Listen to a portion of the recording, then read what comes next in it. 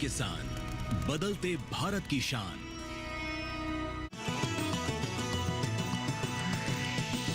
DD किसान, बदलते भारत की शान।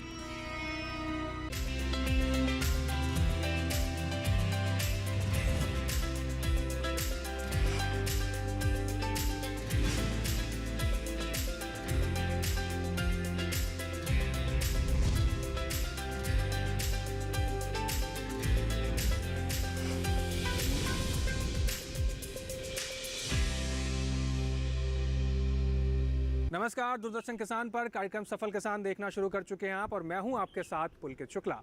दोस्तों, सफल किसान एक ऐसा कार्यक्रम है जिसके माध्यम से हम आपको देश के कोने कोने से ऐसे किसान प्रतिभाओं से मिलवाते हैं जो खेती किसानी में कुछ नया कर रहे हैं। सफल किसान एक ऐसा कार्यक्रम है जिसमें किसान भाइयों की ऐसी कहानियों को हम लेकर आते हैं जिससे किसानों को प्रेरणा मिल सके, आगे आकर वो खेती किसानी में अपार संभावनाओं का फ़ायदा उठाकर कुछ नया स्थापित कर सके और अपनी आय को बढ़ाने के साथ साथ आसपास के क्षेत्र के किसानों को प्रेरणा भी दे सकें। आज हम आपको गुजरात के नवसारी के एक ऐसे किसान से मिलवाएंगे जिन्होंने मछली पालन के क्षेत्र में एक नई मिसाल कायम की है। जी हाँ, इस किसान ने मछली पालन और झींगा पालन में एक नया विकास कर नया आयाम स्थापित किया है। तो चलिए इस दास्तान को आगे बढ़ाते हैं।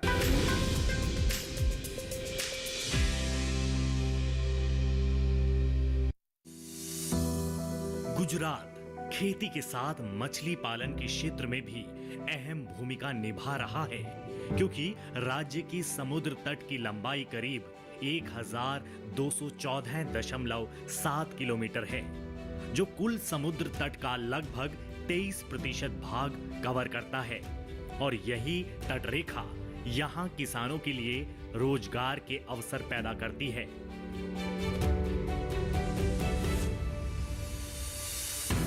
हालांकि ऐसे भी कई क्षेत्र हैं जहां पर्याप्त पानी न होने के कारण किसान बारिश के पानी का सही इस्तेमाल कर मछली पालन को सफल बना रहे हैं। हमारे आज के सफल मछली पालक भी ऐसे ही हैं, जो समुद्र के पानी का इस्तेमाल नहीं करते, बल्कि वो बारिश के पानी का संचय कर उसमें मछली व झींगा पालन करते हैं।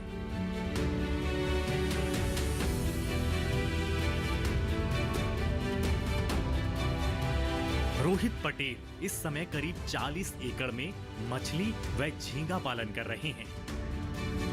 वो मुख्य रूप से देसी नस्लों की मछलियां, जिनमें रोहू, कतला, मृगल पालते हैं।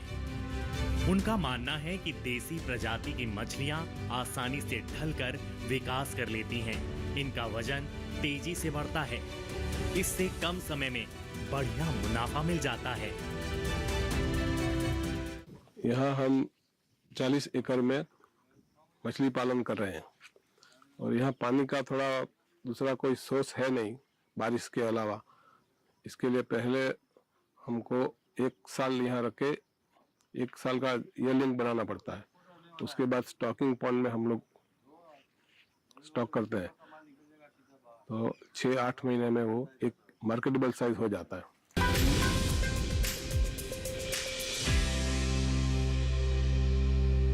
सफलता की इस दास्तान को आगे बढ़ाएंगे, लेकिन उससे पहले आइए जान लेते हैं मछली पालन पर एक खास रिपोर्ट के बारे में।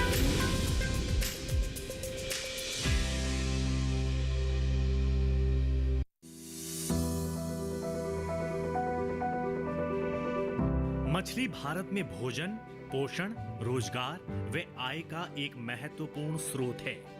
मछली पालन क्षेत्र संभावनाओं से भरा है। प्राथमिक स्तर पर यह क्षेत्र करीब 2.8 करोड़ से अधिक मछुआरों और मत्स्य पालकों को आजीविका, रोजगार और उद्यमिता के अवसर प्रदान करता है। मछली उत्पादन पिछले 75 वर्षों में 22 गुना की वृद्धि के साथ एक व्यावसायिक उद्यम में बदल गया है। साल 1950 से 51 में मात्र 7.5 लाख टन से शुरू हुआ भारत का कुल मछली उत्पादन 2021 से 22 में रिकॉर्ड 162.48 लाख टन प्रति वर्ष तक पहुंच गया है। भारत वैश्विक मछली उत्पादन में लगभग 8% हिस्सेदारी के साथ तीसरा सबसे बड़ा मछली उत्पादक देश है।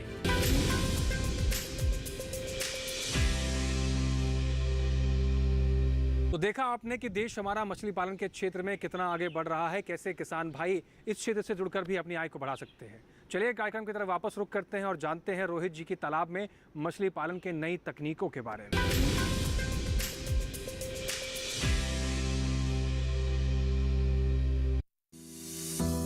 रोहित जी करीब 40 एकड़ में मछली पालन कर रहे हैं, जिसमें इनका हर तालाब करीब 1 एकड़ का है।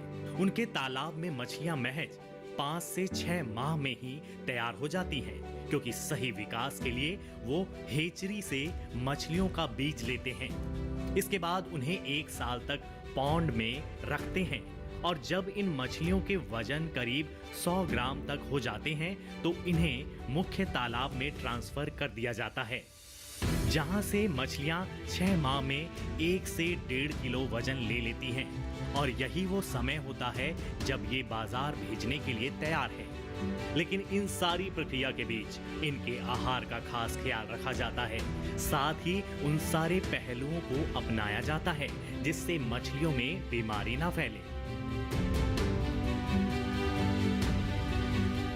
फिश में तो ज़्यादा कुछ नहीं आता है। आर्गुलस का कभी कभी प्रॉब्लम, हाई डेंसिटी स्टॉकिंग करते हैं तब आता है। प्रॉब्लम है तो फिशरीज वाला थोड़ा मदद करते हैं। 6-8 महीने में वो एक मार्केटेबल साइज हो जाता है। साइज 1 किलो 1.5 किलो तक हो जाता है और मार्केट 150 केजी पर 150 रुपये केजी पर लेके जाते हैं।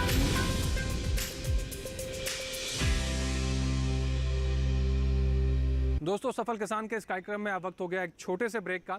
ब्रेक के उस पार हम जानेंगे झींगा पालन से जुड़ी हुई कुछ महत्वपूर्ण बातें। आप बने रहें और देखते रहें कार्यक्रम सफल किसान।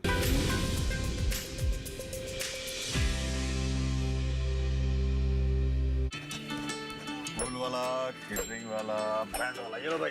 बैंड बजेगी पापा, अगर गड़बड़ हुई तो गए पैसे। अरे नहीं रे, बैंक संभाल लेगा। कैसे? मैंने पॉजिटिव पे सिस्टम पे रजिस्टर किया है। बैंक को चेक्स और बेनिफिशियरीज की जानकारी दे दी है। बैंक चेक करेगा, जांच करेगा, डिटेल्स मैच नहीं तो क्लियरेंस नहीं। हाँ। अच्छा, लाइए मुझे दीजिए। फोटो वाला, लाइट वाला, मंडप वाला। आरबीआई कहता है जानकार बनिए, सतर्क रहिए। बिल्कुल सही कह रहे हैं।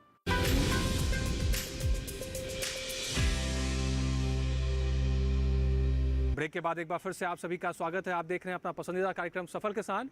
आगे बढ़ते हैं और जानते हैं कि झींगा पालन को लेकर क्या कुछ महत्वपूर्ण बातें हैं जो मछली पालकों को ध्यान में रखनी चाहिए, जिससे उनका उत्पादन भी बढ़ेगा और उनकी आय भी बढ़ेगी।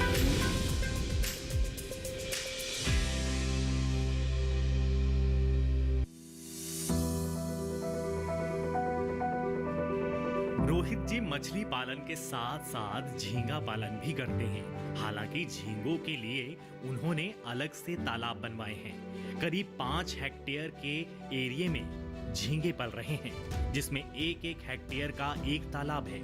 वो बताते हैं कि झींगा पालन के लिए उन्होंने जमीन लीज पर ली है, क्योंकि जिन तालाब में मछली पालन किया जा रहा है वहां झींगे नहीं पाले जा रहे।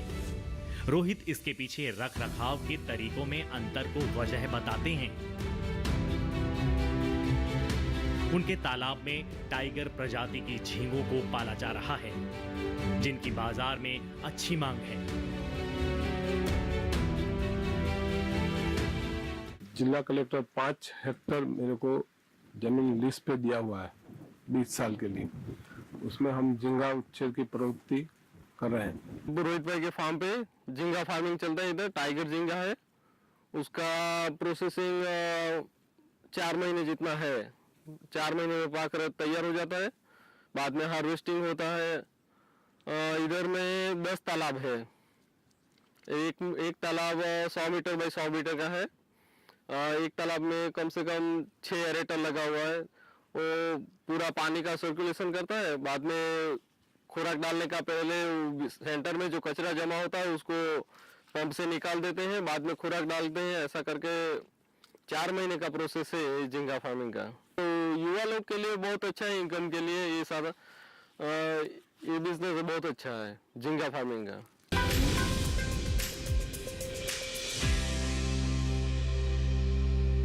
चलिए आगे बढ़ते हैं और झींगा पालन को लेकर कुछ और महत्वपूर्ण बातों के बारे में जान लेते हैं।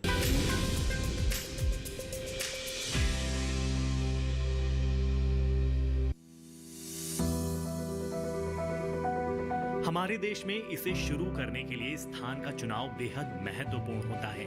हालांकि हमारे देश में तटीय इलाकों और तालाबों में इनका पालन आसानी से किया जा सकता है, लेकिन तकनीकों की सहायता से अब किसान इसे खेतों में भी कर सकते हैं। विशेषज्ञ की माने तो एक बार के पालन में 3 से 4 लाख प्रति हेक्टेयर का मुनाफा कमाया जा सकता है। झींगों को भोजन के रूप में 80% शाकाहारी और 20% मांसाहारी भोजन देना फायदेमंद होता है।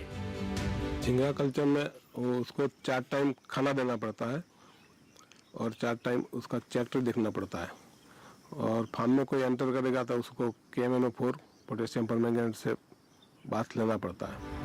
इसे छोटे पैमाने पर शुरू करने के लिए सबसे पहले तालाब की नर्सरी तैयार करनी होती है।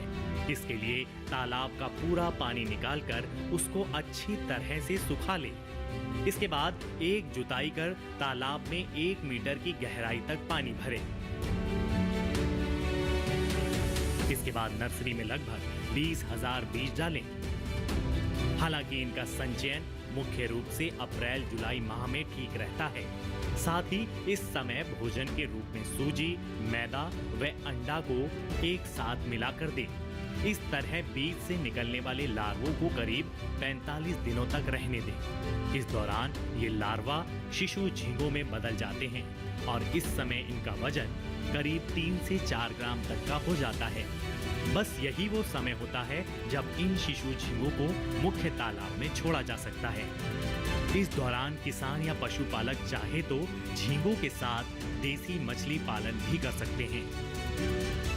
1 हेक्टेयर बनाने के लिए 1.5 लाख तक वो बनाने का खर्चा हो जाता है।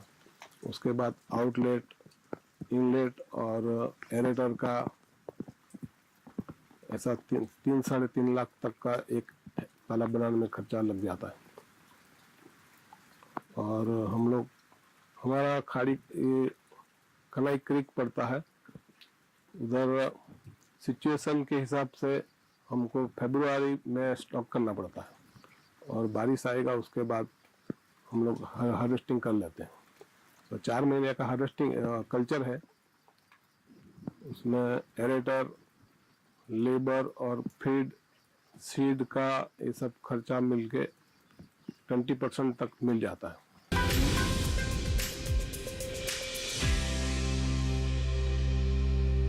दोस्तों, मछली पालन हो या झींगा पालन हो, तालाब में ऑक्सीजन का लेवल बनाए रखना बहुत ज़रूरी होता है। तो आइए जानते हैं रोहित जी से कि मछली पालन का और झींगा पालन के इस क्षेत्र में उन्होंने अपने तालाबों में ऑक्सीजन का लेवल कैसे मेंटेन किया है और बाकी किसानों के लिए वो क्या कुछ सलाह दे रहे हैं। अगर आप भी मछली पालन करना चाहते हैं तो इस चीज़ पर आपको बहुत बारीकी से ध्यान देने की ज़रूरत है।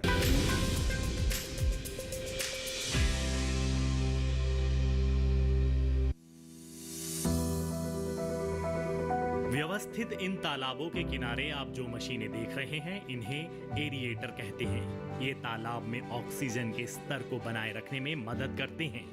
आमतौर पर एरिएटर को समय समय पर चलाते रहना चाहिए, लेकिन अगर आसमान में बादल छाने पर तालाब में जाकर देखें कि मछलियां पानी से बाहर मुंह तो नहीं निकाल रही। अगर ऐसा है तो ये पानी में ऑक्सीजन की कमी के लक्षण हैं। ऐसे में तालाब में ऊंचाई से पानी गिराएं या ऑक्सीजन एरिएटर दिन में 2 से 3 बार चलाएं।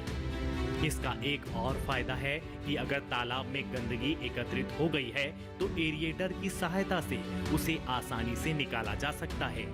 इसके साथ ही मछली पालकों को चाहिए कि तालाब में जल स्तर को बनाए रखें, जिससे मछलियों को तैरने के लिए पर्याप्त स्थान मिल सके।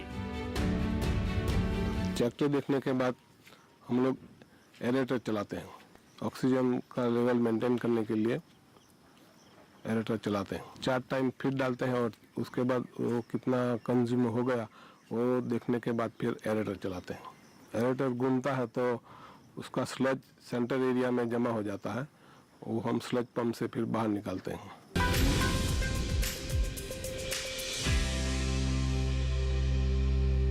दोस्तों, यहाँ वक्त हो गया एक छोटे से ब्रेक का। ब्रेक के उस पार हम आपको बताएंगे कैसे एक सफल मछली पालक मछली पालन क्षेत्र से जुड़कर कितना मुनाफा कमा सकता है और रोहित जी सालाना कितना मुनाफा कमा रहे हैं। आप बने रहें और देखते रहें सफल करें।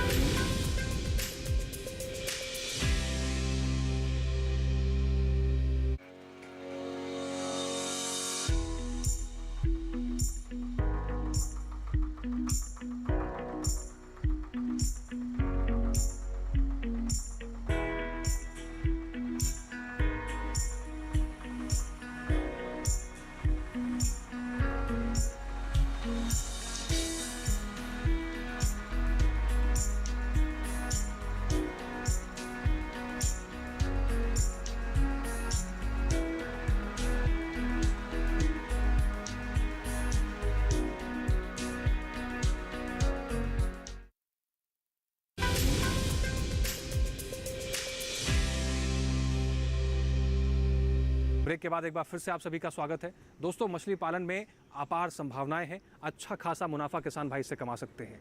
आइए अब जानते हैं रोहित जी के सालाना मुनाफे के गणित के बारे में।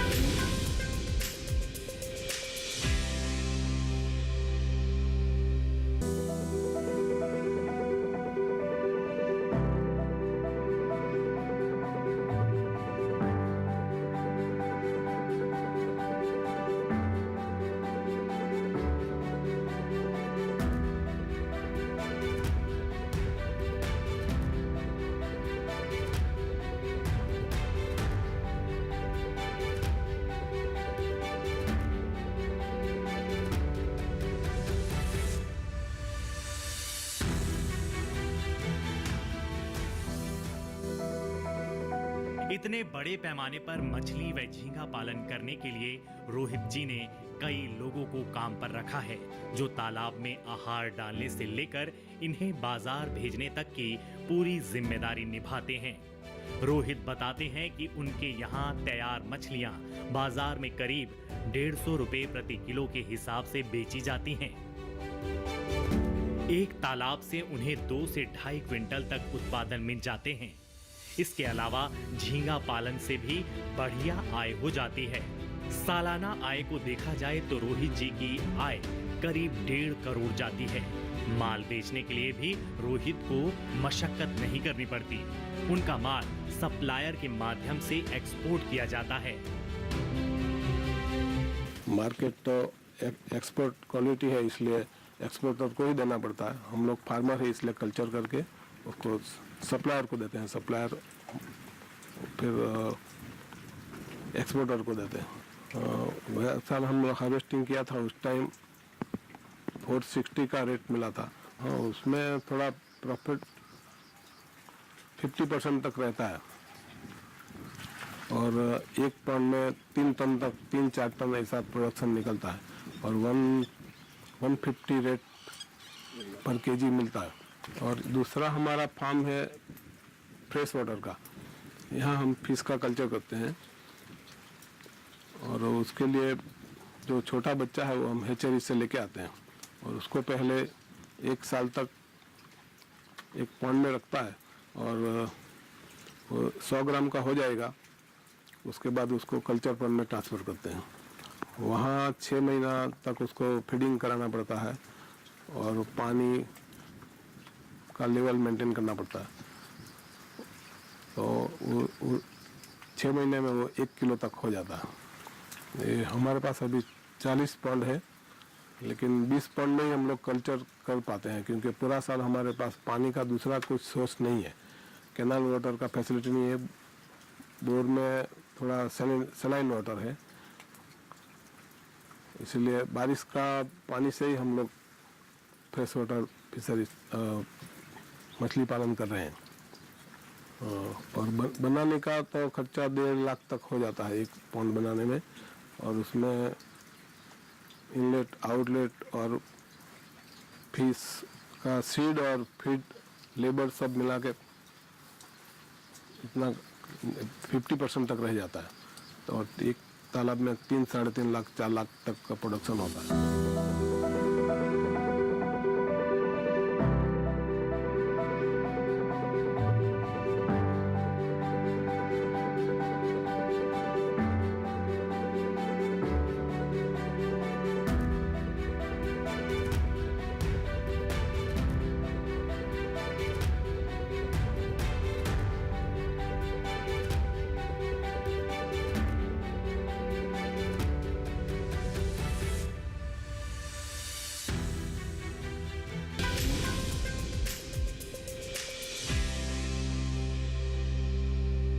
दोस्तों, ये था आज का हमारा कार्यक्रम सफल किसान। देखा आपने कैसे मछली पालन क्षेत्र में भी अपार संभावनाएं हैं और कैसे रोहित ने शून्य से शुरू कर सरकार द्वारा चलाई जा रही योजनाओं का लाभ उठाकर मछली पालन और झींगा पालन के क्षेत्र में अपार संभावनाओं को सही साबित किया और अपनी आय को बढ़ाया, बल्कि आसपास के क्षेत्र के किसानों के लिए एक मिसाल भी बने हैं।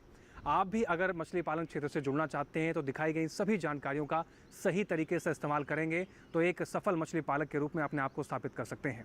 खेती किसानी के क्षेत्र में अपार संभावनाएं हैं। न केवल खेती किसानी के क्षेत्र में मछली पालन और पशुपालन के क्षेत्र में भी किसान अपने आप को स्थापित कर सकते हैं और अपनी आय को बढ़ा सकते हैं। सफल किसान के इस कार्यक्रम के माध्यम से वो तमाम महत्वपूर्ण जानकारियां आप तक पहुंचाई जाती हैं और एक प्रेरणा दी जाती है ताकि आप भी आगे आकर अपने आप को एक सफल किसान के रूप में स्थापित कर सकें। आज के इस कार्यक्रम में बस इतना ही। इस कार्यक्रम से जुड़ी हुई आपको कोई भी जानकारी या कोई भी सुझाव आप हम तक पहुंचाना चाहते हैं तो आप हमें पत्र लिख सकते हैं। हमारा पता है सफल किसान, कमरा नंबर 77, CPC दूरदर्शन, खेलगांव, नई दिल्ली 110049। इसके अलावा आप हमें ईमेल के जरिए भी अपने सुझाव भेज सकते हैं। हमारी ईमेल ID है safalkisandd@gmail.com। आपके सुझावों और आपके सलाहों का हमें बेसब्री से इंतजार रहता है। आपके सुझाव और आपके सलाह हमें इस कार्यक्रम को और बेहतर करने में मदद करते हैं। इसके साथ ही आज के सफल किसान कार्यक्रम में बस इतना ही। फिर से हाजिर होंगे नई कहानी को लेकर, नई जानकारियों को लेकर। आप बने रहें दूरदर्शन किसान के साथ, सीखते रहें, आगे बढ़ते रहें और हमें दीजिए इजाज़त। नमस्कार।